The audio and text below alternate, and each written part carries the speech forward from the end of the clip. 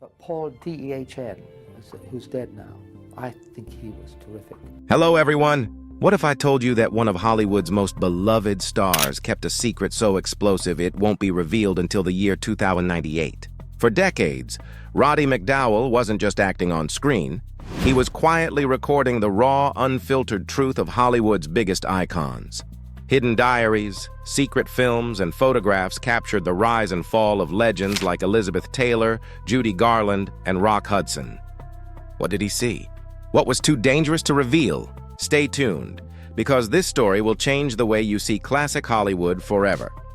Roddy McDowall was born on September 17, 1928, in Herne Hill, London. His full name was Roderick Andrew Anthony Jude McDowall. From the very beginning, his life was tied to performance. His father, Thomas, worked as a merchant seaman, and his mother, Winifred, was an aspiring actress who never made it. Instead, she poured her dreams into young Roddy. By the age of 4, Roddy had already won a poetry contest. At 5, he was taking elocution lessons. By 10, he made his film debut in Murder in the Family. Before the Second World War even began, he had already appeared in 16 British films. His sister, Virginia McDowall, also pursued acting, and together they collected awards at the Hanover Academy. Then came the war. In 1940, at just 12 years old, Roddy and his family fled war-torn Britain as part of Operation Pied Piper. They arrived in America with only $42 to their name. His father joined the military, and survival fell to his mother, who dragged Roddy to talent agencies across New York City. Hollywood soon noticed him. He wasn't just another boy. He was a living symbol of survival.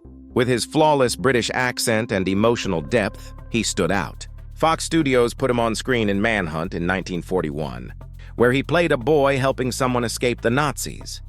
That same year, he starred in How Green Was My Valley, and at only 13, his performance helped the film win the Academy Award for Best Picture, beating the legendary Citizen Kane.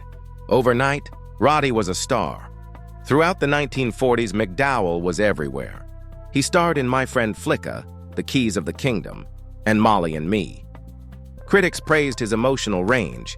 Audiences adored him. By the age of 16, he was earning $2,500 a week, a fortune at the time.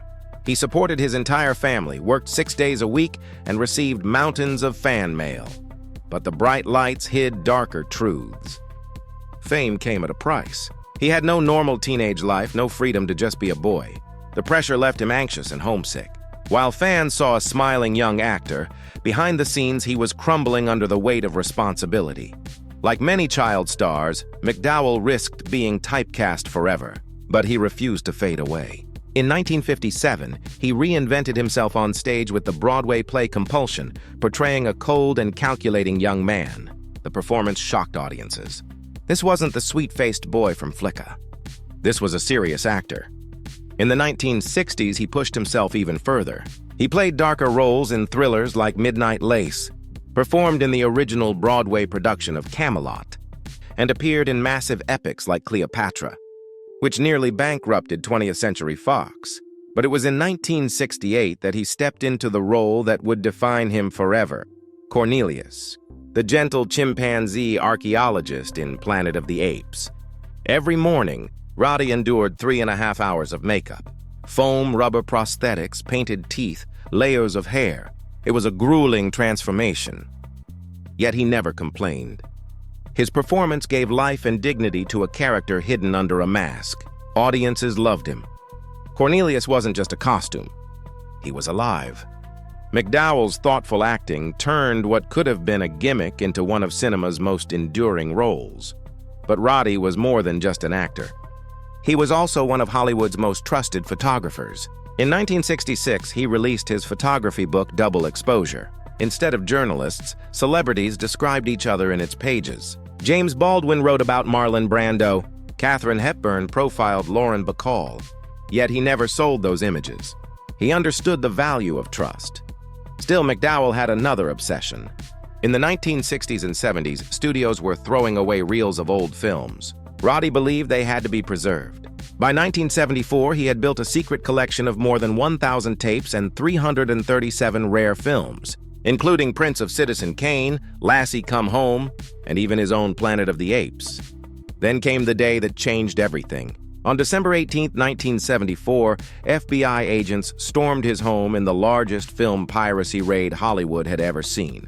They seized over 1,000 videotapes and reels, valuing the collection at more than $5 million. Overnight, the trusted insider became a suspect. The government claimed McDowall wasn't just collecting, he was distributing films illegally. Faced with ruin, Roddy made a fateful decision. He cooperated. He gave names. He told investigators that Rock Hudson had given him a print of Giant. He mentioned producers like Arthur P. Jacobs and entertainers like Dick Martin and Mel Torme. Though the case was dropped in 1975 and he was never charged, the damage was done. Friends felt betrayed. He stopped hosting movie nights. His name was forever tied to the FBI raid. Behind the fame and the scandals, McDowall's personal life was just as complex. In 1951, Elizabeth Taylor introduced him to Montgomery Clift. The two men fell in love, but their relationship was volatile. When Clift tried to end things, McDowall was devastated. He even attempted to take his own life. Still, he never abandoned Clift. After Clift's devastating car crash in 1956, which shattered his jaw and nose, Roddy photographed his recovery. The pictures showed a man struggling to smile again, staring into mirrors, trying to rebuild his face. McDowall never published them during Clift's lifetime. They were acts of love and protection. Roddy lived during a time when being openly gay in Hollywood could destroy a career. So he stayed silent publicly. But privately, his home became a refuge. Rock Hudson, Tab Hunter, Anthony Perkins, stars who lived in fear of exposure found safety with him. His Malibu beach house was a sanctuary where they could laugh, love, and just be themselves. Though he never directed again after the troubled release of his psychedelic film Tam Lin, McDowall found new fame in the 1980s. In 1985, he played Peter Vincent in Fright Night, a washed-up vampire hunter whose TV show gets canceled. The role mirrored his own struggles, and fans embraced it. The film became a cult hit, introducing McDowall to a new generation. More importantly, he dedicated his later years to film preservation. Ironically, the man once accused of piracy became one of cinema's greatest protectors. He served on the Academy's Board of Governors and helped establish the National Film Preservation Board. In the 1990s, he even worked on restoring the epic Cleopatra. On October 3, 1998, Roddy McDowall died from cancer at the age of 70. But even in death, he left behind one final mystery. In his will, he donated his diaries, letters, and home movies to Boston University. But he placed one condition. No one could open them until the year 2098. Why?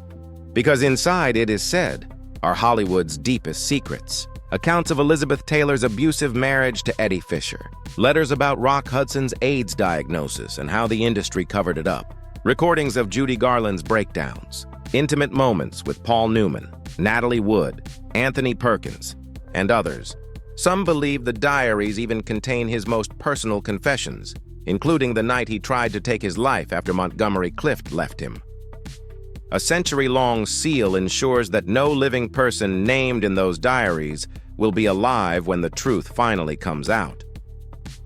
Roddy McDowall's story reminds us that behind Hollywood's glamour lies sacrifice, secrets, and survival. If you found his journey as haunting and powerful as we did, don't forget to like this video, share it with others, and subscribe for more untold stories from the shadows of Hollywood.